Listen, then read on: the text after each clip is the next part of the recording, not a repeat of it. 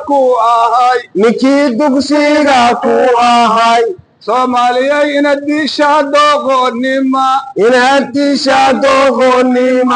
ninkii dugsiga ku ahay inaad disha doqonnima ninkii dugsiga ku ahay wax noqdaysiin maslaxaadu ma dhigna hilibooyinka majaajiirta suugaanleydina waa fadhidaa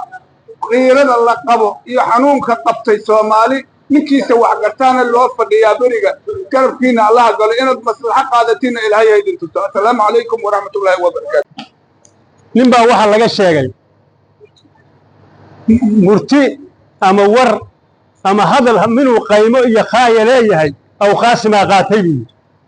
war xigmadiisi maarayaha tiyaatarka qaatay xafidullah buure Ismaal Abdullaahi buure anigu waxaan ku darayaa Soomaali anigu mar hore aan u xanaaqay waxaan ku yiri Soomaaliy hadi ma jecel dhulkeeda hodanka hagrada hanuuriya gaaja neceb burdiya jiifadan ka hela haddana hooska ugu badan midkii heeraya iyo gumaysiga daba habqama haddana huu haada jecel adoon qarankaagi hanan adoon hindisaha hirgelin hadday hawshu hirig tahay hunguri ku yahay halkii hungadu ay taagan tahay muxuu hadafkaagu yahay hal yay helin ku tilmaan abwaan hawraar ku yiri haddana wali kaama harin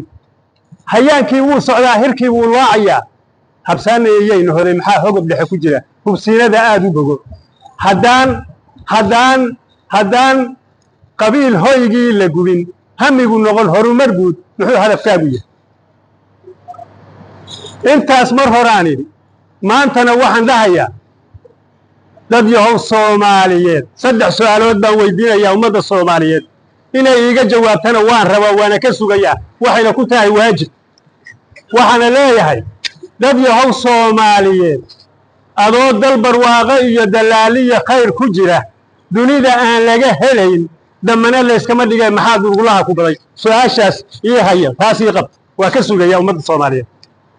waxaan kugu xajinayaa dad yahow Soomaaliyeed colaada ku daashatiyo dagaalku muxuu taraa damiirkii maxaa la tagay aqligu u daboolaya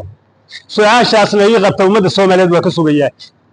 waxaan kaloo ka sugayaa dad yahow Soomaaliyeed adoo diintii furqaan ilaah kuugu deeqay oo daliiliyay oo yaqaan maxaad u dayeysantoo iblis ku dubsada assalaamu calaykum wa rahmatullaahi ta'ala wa barakaatuh wixii waraha wixii sugaan ah rag iga horeeyay yiri laakiin afar ku darsanaya aniga laftigeyga مكرفنا ليش وحدن بان دغالون in badan dirir waxay meeyeen waxdan baa ana ka dadwacan daata dhiig badan ee hayeeshee nin lidin duugtay oo daadsadaan jirin ee dabar gooy qabyaaladnin ogi door ma qaateen